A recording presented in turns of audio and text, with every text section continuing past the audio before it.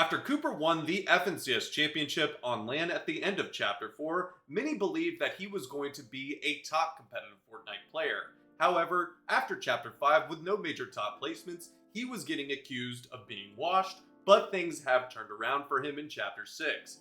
In the most recent Solo Cash Cup, he ended up placing first, netting himself $5,000, and in today's video, we're going to break down two of his best games and what allowed him to secure this victory. Unfortunately, the replay file was bugged, so we're going to be using the YouTube video to break down the end games. In this game, he has 35 people up in a long rotation.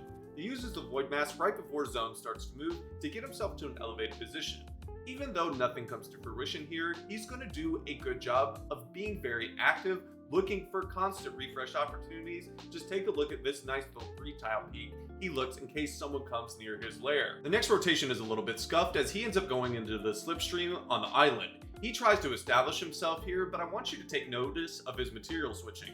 When he doesn't box in hard mats, he wants to waste his wood and then be secured in hard mats. Unfortunately, it didn't work out in this case since he wasn't well supported with only a floor and a ramp, and he ends up getting dropped down, taking some damage. But once again, he has the same principle: stay off the lower layers and try to elevate, and he does get very lucky here as an opponent gets coned by his own cone, and he's able to pick up a nice refresh, once again demonstrating the importance of elevating immediately afterwards. The zone once again pulls far, and Cooper makes another minor mistake using his void and unfortunately goes onto the low ground once again, eating some damage. But once again, he demonstrates the importance of elevating, using his materials to get up, and also take a look at the heals in his inventory. Having 6 shield fishes unfortunately is meta due to the fact of the AR strength in this particular chapter. His next use of the void is significantly better as he gets onto a nice, much more elevated layer, sees someone in wood, tries to play aggressive, spraying him out, and once that opponent switches to metal, he immediately backs off, knowing it's not worth it, and the next void gets him nice and clean in an elevated position,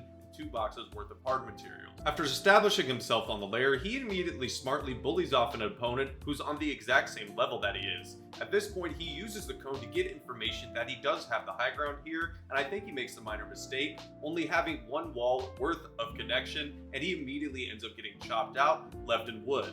I like the decision here to not to go for high ground any longer since he's only on wood materials, but once he voids again, he's going to show his high level of skill, immediately editing a wall, coning off this opponent that's on the same layer, full piecing him, even being very protected, flipping up the cone here in case the opponent hits him with a counter shot, and he's able to get a massive refresh of heals as well as materials. And then once again at this point, he's going to tarp and then use a classic Tayson box to get information, edit down below, and hit the opponent below for a significant amount of damage, eventually spraying him out with the AR and getting some much needed elimination point. After picking up that elimination, Cooper is going to then create a ton of space and remain incredibly active, looking for refresh opportunities. He cracks one opponent's shield, and take a look at how aggressive he is, continually switching up angles and pressuring consistently with the AR. When it's time to rotate though, disaster nearly strikes as Iamzo falls directly onto his head here, but after hitting a minimal damage shot, he lines up the crosshair here, hits a hard 1 pump to once again get another refresh and continue on targeting in this endgame.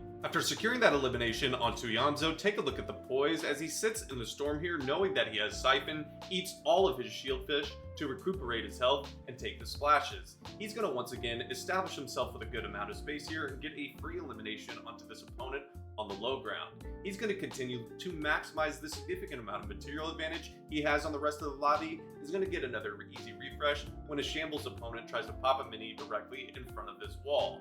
He tries to continually look for opportunities to eliminate the last couple of players, getting a significant amount of damage to this opponent on low ground, and that opponent ends up going down to the best player in North America in Peterbot, leaving it to a 1v1 situation. 1v1 versus Peterbot starts off poorly as he essentially ends up getting pre-fired, getting hit for a significant amount of damage, but doing a little bit to Peter himself.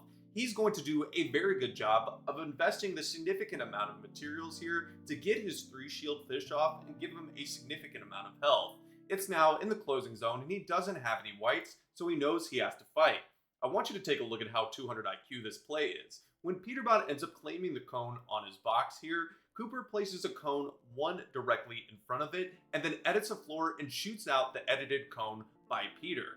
This drops Peter down to the low ground here, giving Cooper a height advantage, allowing him to hit a very hard pump shot, and then cleaning it up with the AR to secure this victory royale and to be the best player in basically the entire world. It's now the last game, and Cooper needs a very strong game to make sure he brings this home. He doesn't have the loot that he needs, but he third parties a fight here, getting some white tags to basically play incredibly aggressive, and eventually, after jumping directly into the opponent's face with the auto shotgun, he ends up picking up a Void Mask and a Sentinel.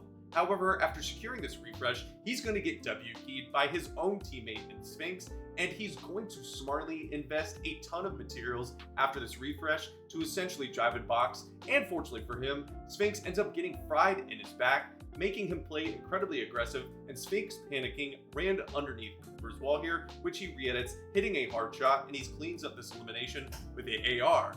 Things don't end here though, as once again he immediately gets W-keyed by another professional player, but this time Cooper is going to easily capitalize on that opponent's over-aggression, hitting a massive hard pump shot, and then continually to pressure with the AR as the opponent tries the predictable peanut butter peek, and he's able to clean up those 3 eliminations, get a bunch of surge, get a bunch of materials, and increase his loot, and this is going to be what allows him to place very high in this endgame. Fast forward to the endgame here, and Cooper is once again on the low ground, and he knows he wants to get off this position, so he just voids up to a higher layer. I like how he always has his blueprints ready just in case he ends up getting sprayed when all of these new freshly builds are placed. Eventually the zone is going to pull very far, so he's going to sit there and wait until he can maximize his void, and once again when he lands, he's not satisfied with the lower layer, eventually investing a good amount of materials to make a Taysom box and secure himself in zone. The Taysom box again shows you why it's so important to master, as he's able to easily get some information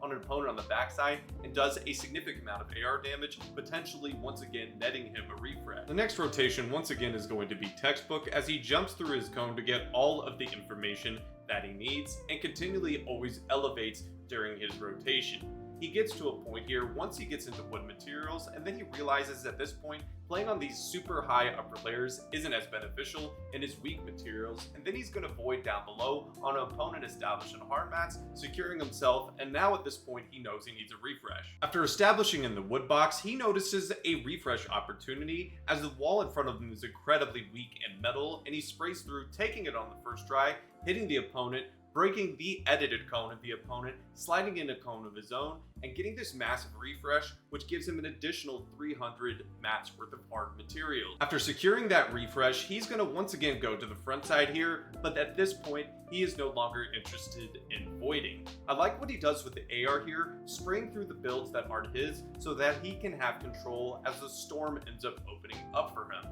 This allows his rotations to be easy on foot and to maneuver through the old builds, saving himself some materials. After getting established towards the front side, he's going to once again bully off an opponent on his lair, doing a significant amount of damage. Once he's established, he once again looks down below behind him and gets granted another free elimination, but smartly doesn't jump down and jeopardize his good position for the next moving zone. It's the final moving zone, and I want you guys to pay attention how protective Cooper still is. He's using all of his old builds here to get information, jumping through cones, and basically editing his ramps, and this is going to grant him another free elimination, as he also smartly protects his back here before going for the play. It was easy though because the opponent was 1 HP. He continues to tarp out here, eventually once again going for a refresh, but getting punished for an easy, predictable double swing, and unfortunately ends up eating a massive shot. But since he's played so well up to this point, he's able to simply eat 3 fish and get back up to full shield. Eventually, he's going to look for a peek on an opponent on the low ground. He ends up getting chopped directly on that opponent's head, who was weak, and he once again secures another refresh. He's now on a high level middle layer with only 1 build to work with, so he immediately is going to go to the low ground here, getting a little bit fortunate that height isn't looking at him, and when he tries to get in the box, he sees that the opponent's feet above him have landed on top of his head, so he goes into the storm here to eat some fish and hopefully maximize a second place, which ends up happening, and unfortunately he ends up going down. But this second place with 7 eliminations is what secured him the victory royale. Well guys, that's going to do it for today's VOD review. I hope that you guys did enjoy. If you did, please drop a like on this video, hit that subscribe button, and turn on post notifications. And I hope I'll be seeing you in the next one. Peace.